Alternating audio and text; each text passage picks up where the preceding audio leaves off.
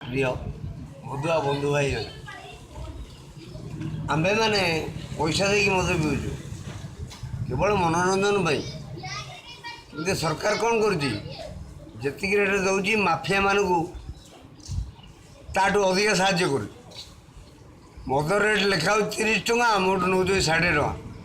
ଆର ପ୍ରତି ଉତ୍ତର ଦେବ କିଏ? ଆମ ପାଇଁ କେହି ପାଉନାହାନ୍ତି। ମଧୁଆ ଭାଇ ଯେମିତି କିନ୍ନରମାନଙ୍କ ପାଇଁ ଶାସନ ହେଲା, କିନ୍ନରମାନଙ୍କ ପାଇଁ। କିନ୍ନର ଆଜିକାଲି କିନ୍ନର ବି ଭୋଟର ପରିଚୟ ପାଇଲେଣି।